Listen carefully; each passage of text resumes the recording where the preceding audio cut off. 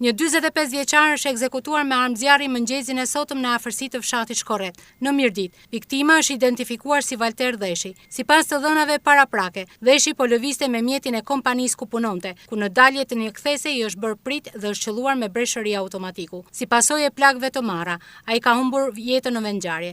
Autorët janë larguar menjëherë pas krimit dhe dyshohet se kanë kaluar lumin mat për t'u zhvendosur në anën tjetër. Në vendin e ngjarjes janë gjetur 18 gëzhoja armë automatike, ndërsa janë konstatuar edhe gjurmë këmbësh pranë zonës së krimit dhe në kodrën që zbret drejt lumit. Policia ka zhvilluar kontrolle intensive në zonë, duke përdorur dron dhe qenë të trajnuar për kërkim, por pa arritur të gjurmojë autorët.